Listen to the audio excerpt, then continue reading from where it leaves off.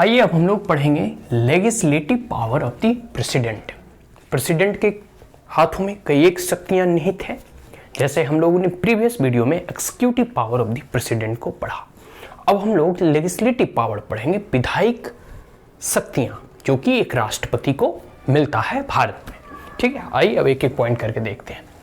पहला है कि summon and prorogue the parliament, dissolve Lok Sabha and summon joint sitting. देखो, जब भी लोकसभा का इलेक्शन कंप्लीट हो जाता है और नई सरकारें बन जाती हैं, ठीक है, तो उसके बाद सबसे पहला संबोधन राष्ट्रपति जी का होता है। मतलब संसद की ओपनिंग के बाद राष्ट्रपति अपने संबोधन से पूरी सभा को जो है वेलकम करते हैं, एक प्रकार से कह सकते हो।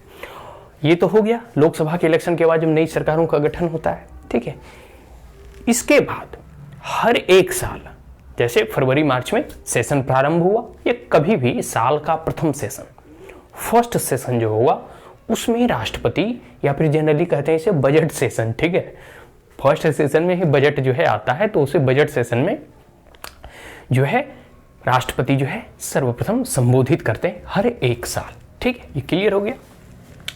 और ये आगे है प्रोरोग्यू, मतलब राष्ट्रपति सदन को बुलाते हैं, उसमें संबोधन देते हैं। और प्रोरोग्यू मतलब होता है कि सत्रावसान करना। मतलब एक देखो, कोई भी सेशन होता है ना, तो उसकी एक सीमा होती है कि 10 दिन चलेगा, 15 दिन चलेगा, या इस तारीख से इस तारीख तक लोकसभा जो है इस मॉनसून सेशन में, इस विंटर सेशन में, या फिर जो भी हो बजट सेशन में जो है चलेंगे। लेकिन उसकी एक अंतिम तिथि भी होती है, तो उनके द्वारा जो प्रोरोग्यू मतलब होता है ना छत्रावसान, मतलब उस सत्र का स्पेसिफिक पीरियड का, उस सेशन का अंत करना, तो वो राष्ट्रपति के द्वारा किया जाता है। डिक्लेयर। आगे है कि पार्लियामेंट में, तो ये हो गया जो लोकसभा को डिसॉल्व करना होता है। डिसॉल्व इन द सेंस कि जैसे 5 साल कंप्लीट हो गया, या फिर बीच में सरकार ने बहुमत खो दी और फिर से नया इलेक्शन होना है, तो लोकसभा डिसॉल्व हो जाता है। राज्यसभा तो डिसॉल्व होता नहीं, क्योंकि वो अपर हाउस है और वो हर साल में कह सकते हैं कि हर एक 2 साल में उसके कुछ मेंबर रिटायर्ड होते रहते हैं और कुछ उनमें नए आते रहते, तो राज्यसभा कभी भी डिसॉल्व नहीं होती, परमानेंट वो कह सकते हैं कि। आगे है कि समन ज्वाइंट सिटिंग। देखो, कोई मैंने ज्वाइंट सिटिंग कब होता है, कोई ऐसा कॉन्फ्लिक्ट एराइज हो जाए और कोई इंपॉर्टेंट इशू है जिसमें कि लोकसभा और राज्यसभा दोनों में सहमति नहीं होती है, या फिर एक सदन ने पारित कर दिया, दूसरे सदन में अटका हुआ है, बट वह बिल बहुत ही महत्वपूर्ण है, बहुत ही इंपॉर्टेंट है। इन दैट केस प्रेसिडेंट जो है ज्वाइंट सिटिंग, मतलब दोनों सदनों को एक साथ बैठाकर स्पीकर उसकी अध्यक्षता करते हैं, ऐसे ज्वाइंट सिटिंग बुलाया जा सकता है वह प्रेसिडेंट के द्वारा। क्लियर हो गया। आगे है, क्योंकि प्रेसिडेंट जो है ना integral part of the parliament है। Is that clear? Now address the parliament first session each year. हमने बताया कि फर्स्ट सेशन ईच ईयर में यह एड्रेस करते हैं। समन कहने का मतलब है ना कि समन मतलब है कि सदन को बुलाना, या मतलब कोई भी सेशन जब प्रारंभ होता है तो इनके ही कह सकते हैं कि कहने पर प्रारंभ होता है, ये मैं बताना चाह रहा था। ये समन के बारे में अगला है, एड्रेस द सेशन। ठीक है, आगे है appoint any member Lok Sabha to preside over the proceedings when the office of both the speaker and deputy speaker fall vacant. देखो, कभी कभी ऐसी परिस्थिति होती है कि लोकसभा का स्पीकर या जो डिप्टी स्पीकर होते हैं दोनों नहीं होते हैं, या वैकेंट होते हैं, किसी कारण बस एब्सेंट होते हैं। तो उस परिस्थिति में जो है प्रेसिडेंट को यह अधिकार है कि वह सदन में उपस्थित किसी भी एक सदस्य को जो है एज अ स्पीकर, ठीक है, वो नियुक्त कर सकते हैं, जो कि सदन का संचालन अपने हाथों में ले। ठीक उसी प्रकार राज्यसभा में भी अगर जो चेयरमैन होते हैं और डिप्टी चेयरमैन, जैसे चेयरमैन तो उसके होते हैं vice president, in any case मतलब कोई भी रीजन, कोई भी वजह के कारण अगर दोनों अनुपस्थित हों, तो कोई भी सदन के मेंबर की नियुक्ति राष्ट्रपति के द्वारा की जाती है कि आप जो है अभी इस चेयर पर बैठकर इस सदन का जो है आप कह सकते हैं कि प्रोसीडिंग्स को चालू रखें। आगे है नॉमिनेट।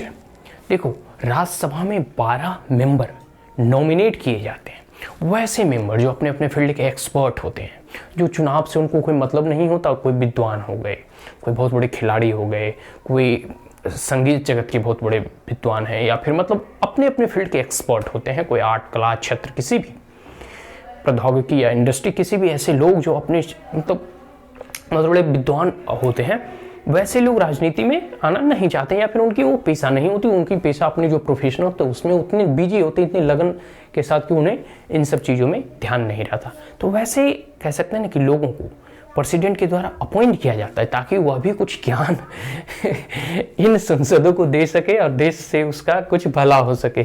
ठीक है, तो वही है कि राज्यसभा में 12 मेंबर चुने जाते हैं, लोकसभा में 2 मेंबर होते हैं जो कि एंग्लो इंडियंस होते हैं लोकसभा में। ठीक है, एक मिनट रुक जाओ, 12 मेंबर इन राज्यसभा और 2 मेंबर इन लोकसभा। ठीक है, लोकसभा में 2 एंग्लो इंडियन का कह सकते हैं कि नॉमिनेशन इन्हीं के द्वारा किया जाता है, राष्ट्रपति के द्वारा।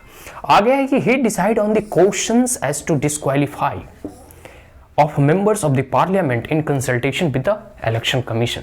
कोई मेंबर का जब डिस्क्वालिफिकेशन होता है ना, कि मतलब किसी भी कारण से मान लो अगर कोई मेंबर को डिस्क्वालीफाई करना है, any corrupt, any violation of the constitution, या फिर किसी भी वजह से अगर कोई मेंबर को डिस्क्वालीफाई करना है, तो पार्लियामेंट में जो है या मतलब कह सकते हैं कि पार्लियामेंट के मेंबर मतलब एमपी संसद को अगर डिस्क्वालीफाई करना है, तो इन डेट केस इस क्वेश्चंस जब ऐसे अराइज होते हैं तो प्रेसिडेंट के द्वारा ही किया जाता है, और वह जो है इलेक्शन कमीशन से मतलब चुनाव आयोग से कंसल्ट करते हैं कि भाई ये कहाँ तक तर्कसंगत है या जो इस पे एलिगेशन लग रहे हैं वो सही है या नहीं। ठीक है, ये क्लियर हो गया। तो ये भी प्रेसिडेंट का पावर है। आगे है prior permission required in certain bill to introduce in the parliament to legislate. देखो बहुत सारे संविधान में ऐसे प्रावधान किए गए हैं कि कुछ अमेंडमेंट होंगे या कुछ ऐसे नए बिल लाए जाएंगे, तो उसमें राष्ट्रपति की प्योर परमिशन चाहिए। मतलब उस बिल को लाने से पहले राष्ट्रपति महोदय की, माननीय महोदय की, मतलब माननीय राष्ट्रपति महोदय की पूर्व ही अनुमति की आवश्यकता होती है। एक तो देखो होता है कि कोई भी बिल कह सकते हैं कि या फिर कोई भी कानून सरकार के द्वारा बनाई जाती है, जब तक उसमें राष्ट्रपति हस्ताक्षर नहीं करते हैं तब तक वो उसका इन्फोर्समेंट नहीं हो पाएगा। ठीक है, क्लियर हो गया। मतलब वो एक्ट जो है बिल नहीं बन पाएगा, एक प्रकार से कह सकते हैं वह लागू नहीं किया जाएगा। लेकिन कुछ ऐसे बिल होते हैं जिसे कि मतलब सदन में लाने इंट्रोड्यूस करने से पहले ही राष्ट्रपति की अनुमति की आवश्यकता होती है। तो ठीक है, जैसे एग्जाम्पल के तौर पे alteration of the boundary of A state, जैसे कोई राज्य है, दिल्ली है, यूपी है, महाराष्ट्र है, केरल है, जम्मू कश्मीर है, कोई भी राज्य की सीमाओं को अगर हेर फेर करना हो, अल्टर करना हो, ठीक है, इस परिस्थिति में प्रेसिडेंट की प्योर परमिशन की आवश्यकता होती है। या फिर कोई नए राज्य का क्रिएशन करना हो, नया राज्य बनाना हो, उस परिस्थिति में भी तो मतलब कुछ बहुत सारे ऐसे प्रावधान है। मैं 1-2 उदाहरण देखे यहाँ बता रहा हूँ। आगे है when a bill sent to sign after passed in the parliament. कोई भी, मैंने पहले बताया, कोई भी बिल पारित तो हो जाएगा दोनों सदनों में, लेकिन तब तक वो इन्फोर्स नहीं होगा या तब तक उसे लागू नहीं किया जाएगा जब तक कि प्रेसिडेंट के द्वारा उस पर हस्ताक्षर नहीं किया गया हो। ठीक है, तो इस परिस्थिति में या तो वो एसेंट दे सकते हैं, मतलब चलो साइन कर दो, ठीक है, कोई दिक्कत नहीं। दूसरा में वो विथहोल्ड कर सकते हैं, मतलब उसे एज इट इज रहने देंगे, ना साइन करेंगे ना रिटर्न करेंगे। तीसरा में है रिटर्न कर देंगे कि भाई हमको कुछ इसमें लिमिटेशन लगता है, आप देखो इसमें मेरे हिसाब से ये होना चाहिए, इसमें कुछ अगर आप चेंजेस कर दें तो अच्छा है। लेकिन रिटर्न करने के बाद अगर पार्लियामेंट को लगता है कि नहीं, जो राष्ट्रपति के द्वारा सुझाव आया है वो सही है, हम उसे इंक्लूड करते हैं या एक्सक्लूड करते हैं, वो पार्लियामेंट के ऊपर है। अगर पार्लियामेंट चाहती है तो उसे अगर दोबारा पारित कर देती है लोकसभा और राज्यसभा में, तो राष्ट्रपति को हस्ताक्षर करना ही होगा, मस्ट, यह मैंडेटरी है। हाँ, ये कहो कि विथहोल्ड अगर रखते हैं ना उसे, मतलब एज इट इज रखने देते हैं, ना रिटर्न करते हैं ना साइन करते हैं, तो बिल वहीं पेंडिंग रहेगा, कोई इन पर दबाव भी नहीं बना सकता। ठीक है, इनके आगे हम लोग पढ़ेंगे वीटो की पावर। ठीक है, ये चीज़ है, पढ़ लिया। ठीक उसी प्रकार स्टेट गवर्नमेंट में कभी कभी होता है ना कि गवर्नर कुछ बिल को रख लेते हैं कि हम इस बिल को राष्ट्रपति के पास सेंड कर दें। क्लियर हो गया।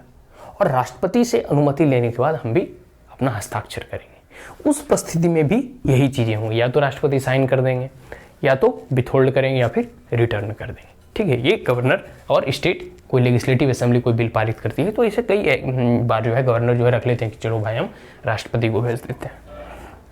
आगे है प्रोम्युलगेट ऑर्डिनेंस। देखो जो ऑर्डिनेंस, कभी कभी देखो ऐसा होता है कि देखो सदन तो हमेशा नहीं चलता, साल भर तो नहीं चलता, बात तो सभी को जानते हैं। मतलब एक स्पेसिफिक होता है कि जैसे पहले बजट सेशन हो गया, मॉनसून सेशन होता है, फिर विंटर से, मूलतः 3 ही सेशन होते हैं।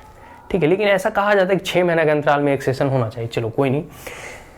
प्रोम्युलगेट ऑर्डिनेंस, इनके द्वारा जो है ऑर्डिनेंस जो अध्यादेश जारी किए जाते हैं, वो राष्ट्रपति के द्वारा ही किए जाते हैं। लेकिन कोई भी अध्यादेश जारी होता है तो उसे पार्लियामेंट मतलब जो है खुलने के 6 वीक के अंदर उसे पारित कराना होता है, ठीक है, अदरवाइज वो अध्यादेश लैप्स कर जाएगा। आगे है ले report of CAG before the parliament. Computer और ऑडिटर जनरल की जो रिपोर्ट आती है ना उसे पार्लियामेंट के पास ये रखते हैं, पेश करते हैं।